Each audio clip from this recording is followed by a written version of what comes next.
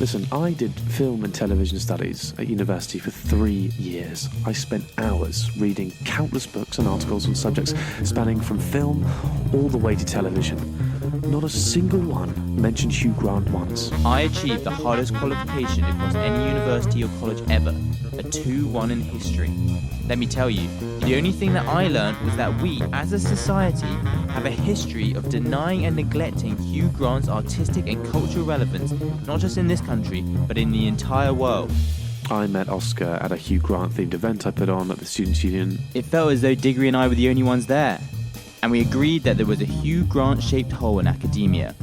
We decided to put it right ourselves. We want to show people that he's an icon in acting. We want to show people he's more than just a bumbling posh guy.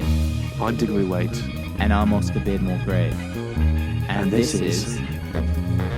Taking Hugh for Granted.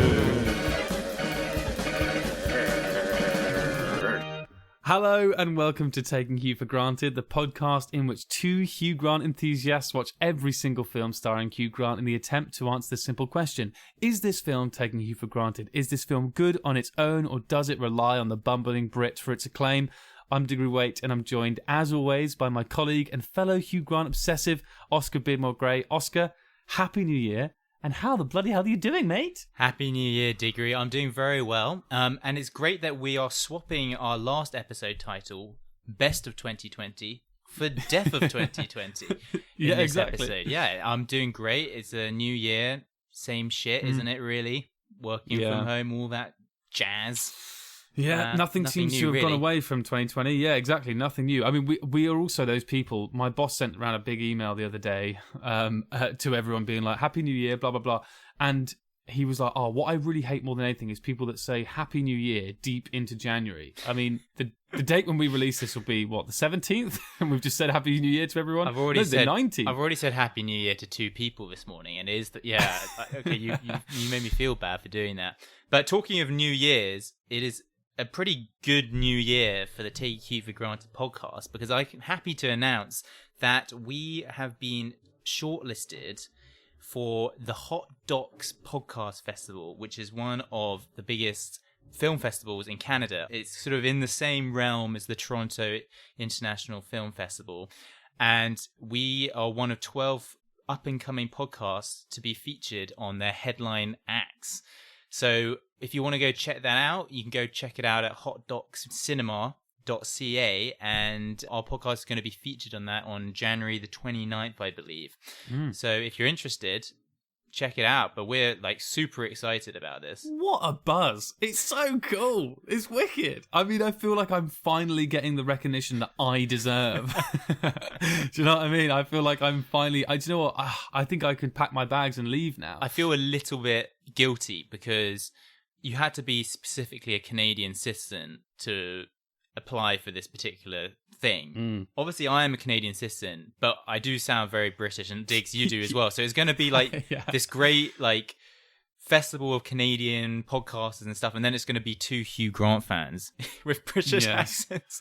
Two British guys talking about probably one of the most famous and very Britishest guys of British guys. But, you know, look, we're going to give them some flavour. You know, we're going to give the festival some much-needed diversity, I'm sure. You know, they definitely need to hear from 2 British guys talking about another famous white British guy.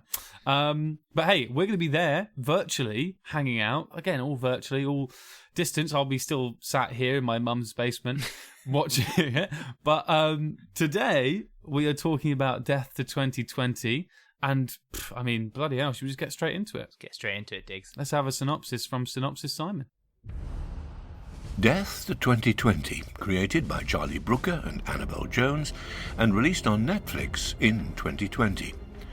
A collection of interviewees, including Dash Brackett, played by Samuel L. Jackson, Jeanetta Grace Susan, played by Lisa Kudrow, and Tennyson Foss, played by Hugh Grant, take a satirical look back over the events that took place in 2020. Absolute class there from Synopsis Simon, as per usual. Putting in a shift, even though locked down here in the UK. Absolute hero. Oscar, should we begin, as we always do, with a spot of Hugh Grant and his look and his character? Why not, Diggs? It's the only place to start. in the new year. I mean, Hugh, he's unrecognizable again. He has got white hair, which kind of, I think this is what he's going to look like when he's around 80 years old. And he looks good. He looks pretty good. I mean, I saw quite a lot of stuff saying that he looked like Michael Caine without the Cockney accent. I mean, I can see that. And if Michael Caine was like bespeckled as well, I can definitely see that. I think the look was perfect. Like, so he plays Tennyson Foss, a history professor, and he looks like every history professor in these like talking head documentaries. He looks so just like bog standard, bookish, nerdy, old. As someone who has studied history at university, I can confirm that pretty much every male lecturer over the age of 60 looked like Tennyson Foss in this documentary. Tweed suit, a bit posh. Red sort of kind of ugly ties and glasses, and probably has some views you don't want to know. Well, it's funny you say that, because I think instantly I was like, he looks just like David Starkey, a prominent historian. I don't think that was by any fault either, because David Starkey, those of you that know, in 2020 said, he put it as it was a clumsy slip up. It was just very racist, what he said. It was just bloody racist. So I do genuinely, for me, the likeness between David Starkey and Hugh Grant's look in this, I think they did that. I think they tried to make him look like David Starkey so that it was a bit of a wink being like, this also happened this year. David Starkey had what he would call clumsy racist moment. Well, I think it was also funny as well, because it kind of emphasized to us that in so many documentaries and news channels and stuff, we turn to these old white historians who are so they're removed from reality, basically. They live in their little bubble of academia. And to be honest, why the hell do we get them to talk about anything? They're all most of the time they talk absolute rubbish, and they kind of look like they're off their rocker. So it seems kind of bizarre. That's so true. Oh yeah, you're so right. I didn't even think about that. That's such a good reading of it. Yeah, it's like, why do we, like, especially in 2020, we still turn to the old white historian who hasn't ever done anything themselves, but literally just lives in their books. I mean, that's genius. That's so funny. Well, January started out as usual. The planet was floating in space like it normally does. But as it began to revolve and loom closer, you could see there was this immense natural disaster happening on its backside. The scenes were appalling. I mean, it left these areas utterly inhospitable, even to Australians. I saw quite a lot of reviews, and in fact, you said before I watched it, I've heard mixed things, don't think it's going to be that good. But when I watched it, I thought it was brilliant, and I thought Hugh was the standout performer, to be honest with you. And I wouldn't just say that because I'm a Hugh Grant fan. I actually believe you that. Sure? He has got brilliant facial expressions, which I just think are brilliant. Yes. The way he delivers his lines is second to none, I think. His comic timing, I'm sure a lot of them aren't in the script. His little ad-libs, especially he has a lot of chat with the interviewer, and this bumbling sort of character that he's created, a lot of the time is quite taken aback by what the interviewer says, and he'll make little noises, and like you say, it's all in the facial expressions, it's all in the little ad-libs that he does with his mouth, and and it's another great example of Hugh Grant totally dressed up, just being really silly, completely letting his guard down and having a great time with it. And I mean, he hasn't talked much about the show, but something tells me this has got Hugh Grant's own kind of personality and thoughts written all over it. I would hazard a guess that he even pitched this idea, or pitched the person, or at least when he got the script, worked with it a lot. That it had a lot of his kind of stuff intertwined in it, I thought. Even if that wasn't true, and I think it is true, but even when he received the script, he would have read the stuff against our Prime Minister and things like that, and would have thought, fan-fucking-tastic, I am definitely doing this. Because there's a lot of his personality in it, and some of his political views. Obviously not all of them, the racist bit, definitely not.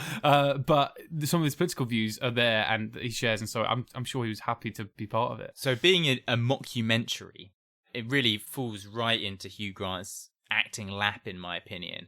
And we were talking a bit about some of his lines, and there were some brilliant ones in here that I thought Was there a particular one you wanted to start with, Diggs? I watched the film on my own, and this was a part in the film where it was about 5 minutes, 10 minutes, where I was laughing out loud at every sequence, and I was like, okay, this is a good bit in the film. And slap bang in the middle of that, when it was at its peak, was when I think it was the chat around BLMs. It was in terms of, the laughs and the jokes. That was the low point of the film, but it was still, it explained it very well. It resonated well. It hit all the right notes. But after that, we had this real sudden shoot back up like it's a roller coaster, where the laughs and the jokes were coming in, and some of them were brilliant. And as I say, the high point of that for me is when Hugh Grant's character is obviously one of these all lives matter guys. Obviously. Black lives matter. Well, no reasonable person could disagree with that, but I would prefer to say all lives matter. Yeah, I think the point is they're currently treated like they don't matter. All lives? I don't think so. They're black lives. Oh, those. I'm sorry, what about them? Well, they matter. More than all lives. Now, who's being a racist? I didn't call you a racist. No, you are. You are just about to label me a bigot. Just like my daughter, and her friends, and my son, and his friends, and my wife, and her friends. And my friends. You can't say anything these days. It was brilliant. And what I thought was great about the whole thing, in a way, is that this year has felt like such a long year in terms of people arguing at each other, and no one can get anywhere. I mean, one of Hugh Grant's lines is about how polarization is the problem of our age. And not just in America, in the actual world, too. Whether the debate is over Trump or Brexit or science or gender, God help us, or the reality itself, no two factions can agree, or agree to disagree, or even agree that their disagreement might be disagreeable. I'm not sure I totally agree. Well, then why don't you fuck off?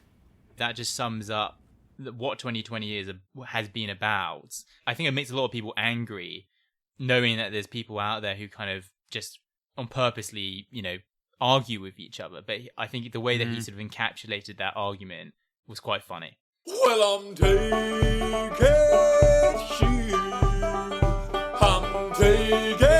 you for granted. Well, I'm taking you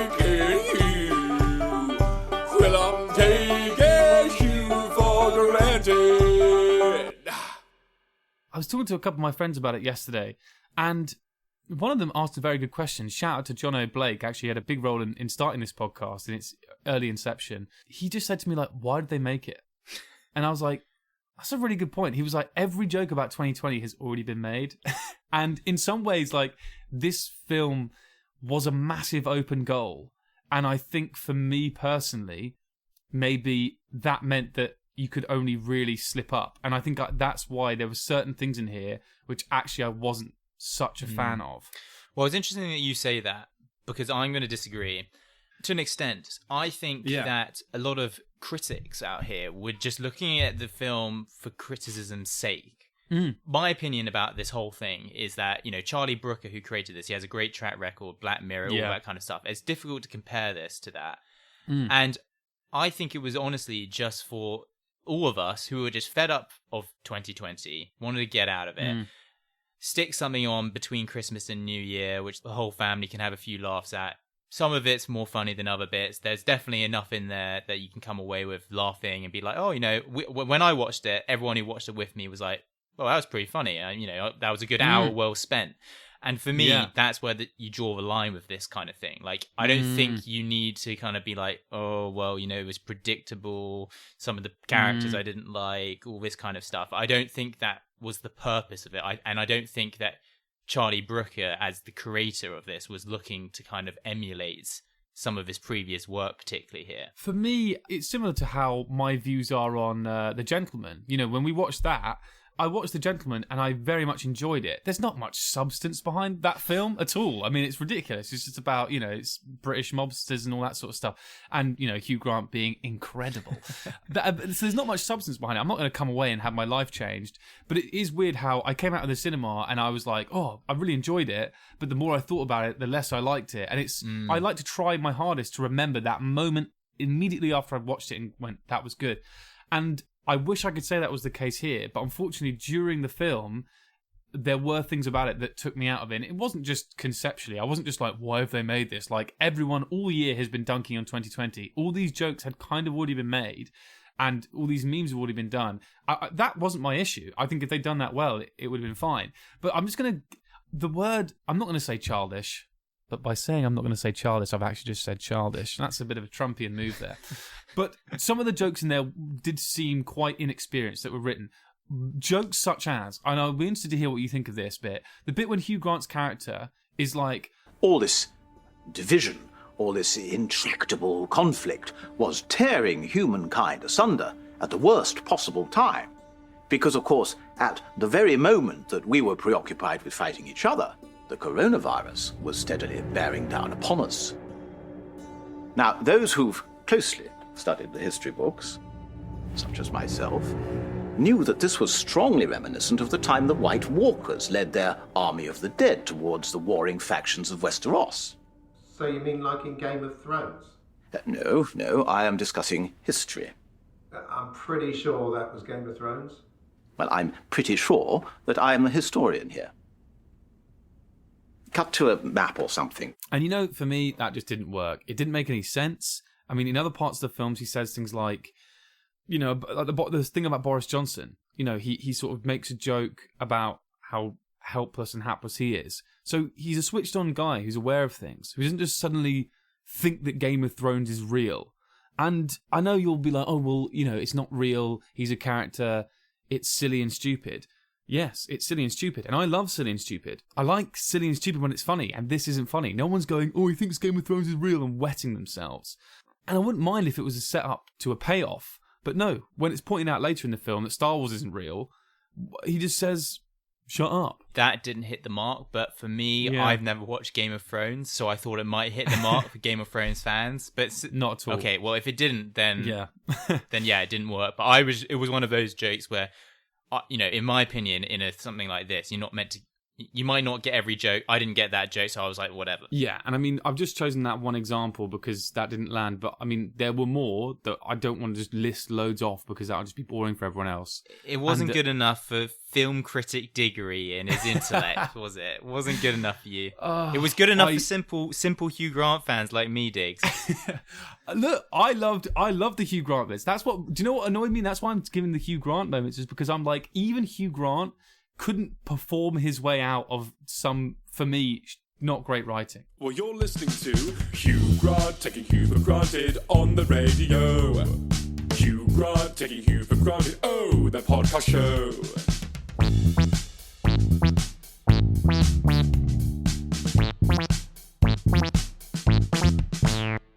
One thing I would like to bring up, and I think one thing for us that is very important, is during the whole Black Lives Matter movement, a certain statue was torn down.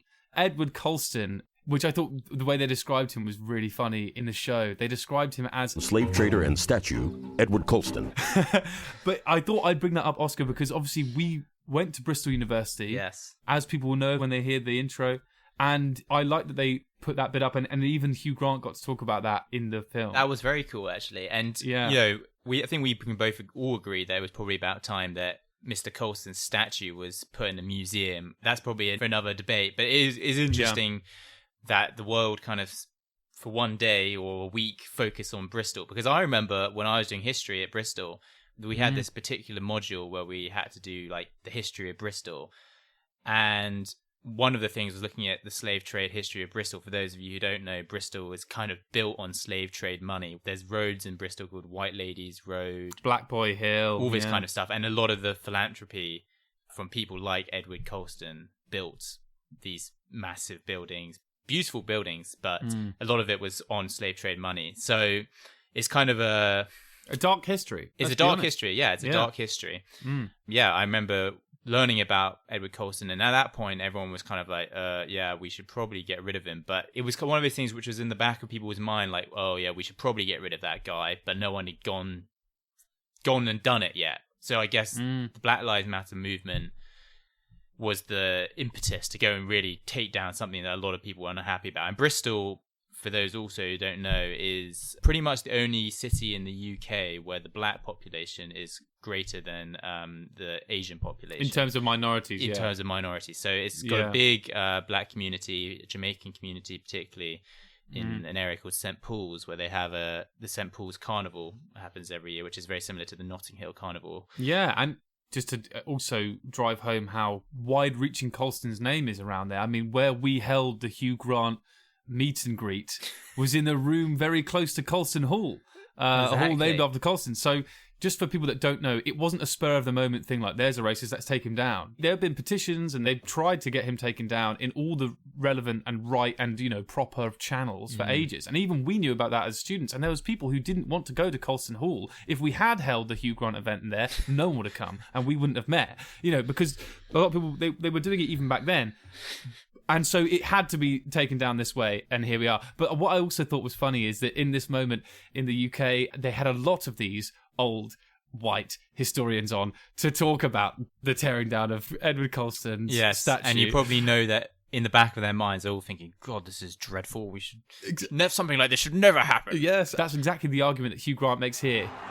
Look, these people are trying to destroy history. What if by tearing these statues down, they're actually making history? Shut up and move on. Again, that sort of plays both roles there, where one, I'm giving a good account of the whole Edward Colston thing, but Hugh Grant there, the writing can be better than Hugh Grant just being like, shut up. Yeah, I agree there. It could have been better. Taking he for granted. Taking he for granted. Taking he for granted. What did you think, lads? Were they taking he for granted? Diggs, the first review of the year 2021. Deaf to 2020. Are we taking Hugh for granted? This is so tough, and I think I haven't even figured out what I'm going to say yet. I think there are other things in here that make sure it's great. I mean, one character in particular who I loved was the most average person ever, played by Diane Morgan. The woman who lives in... Yeah, it was great. She is, I just think, maybe challenging Emma Thompson for the best actor ever. She was so funny and so great. Also, did you see that she lived on Rashford Way? Oh, I didn't see that. Yeah, and I thought that's Funny. for people that don't know, there's a footballer in the UK who plays in the Premier League called Marcus Rashford. There's this whole thing about free school meals for underprivileged kids, and he's really fighting the government to make sure that they pay out. And it's just another storyline that's going on in the UK in 2020, which I think her living on Rashford Way was a little wink to everyone being like, very nice. Don't worry, we didn't miss out on that, which I thought was interesting. But Hugh Grant's character and performance was fantastic. I think it was perfect. It was great. There's nothing else I can say about that. Voice was on point. Look was on point. Obviously, we know, I don't think at points he or the other people on show had some of the best writing to work with. And maybe some of it was quite easy because we've made these jokes in 2020 a lot. But I think on balance, I will say this is not taking Hugh for granted because it's short. It's an hour long. There's some great Hugh Grant moments in there. I laughed heartily at the whole racist bit. I really did. That was very funny. So on balance, I will say just about not taking Hugh for granted. What about yourself? Well, Diggs, I watched Death for 2020 twice, actually. That's how big a fan I was initially. Well, I didn't actually watch it because I was such a big fan. I just ended up watching it twice. But actually, what it taught me was you see things differently on the second time of watching. For example, when they have the fake newspaper clippings or the YouTube clips, and then you have all the suggestions on the side and stuff. I thought there was some detail in there that maybe you might have missed on the first time watching, which I thought was really well done. And yes, I agree with you to an extent. Some of the lines and stuff were a bit predictable, but I thought Hugh Grant, again, gave a great account of himself. And there was an article in The Sun that I saw which made me kind of angry, which is like, Hugh Grant shocks fans with new white hair look. Those kind of people are taking Hugh for granted because they don't realise that Hugh Grant, this is the Hugh Naissance continuing. We thought that we weren't going to see Hugh Grant on screen again for a while after The Undoing. And we've been blessed by something that just completely fits his mantra, which is a mockumentary. We haven't seen this before. And he played the role perfectly. It's a role that suits him. The lines were delivered brilliantly, and he was one of the standout performers. So I don't think we are taking Hugh for granted here. There you go. I mean, you can't put it better than that. Also, the Sun. Yeah, it's not a credible source. Yeah, I saw a headline by the Sun that made me angry. I was like, yeah, the sky's also blue. Fantastic. Well, that's our first review of 2021 this is mental. It's 2021. How have I not? That's literally just hit me there. It's the third year Wow. of Taking Hugh for Granted. The third year. Oh my goodness, yeah, of course. Because we started in 2019, so... Yes, after a long pre-production phase of about 4 years, making sure it was absolutely fine-tuned and we were ready to go. I remember actually we first started talking about doing this podcast when About a Boy came out. So what would we have been, about 7 and 8? Maybe even younger. But we've, got it to this point now. We're very happy with it. Actually, you know what, guys? Thank you so much to everyone who's listening. There's lots more to come. There is. It's great. Mickey Blue Eyes on its way. I know I said that in the Christmas special that it was next. I got that wrong, but it is coming soon. Stay tuned. Stay tuned. Mickey Blue Eyes is next, and a whole host of Hugh Grant films after that. Ladies and gents, it's been another episode. Thank you so much for joining us, and we'll see you next time. All right. Bye. Bye.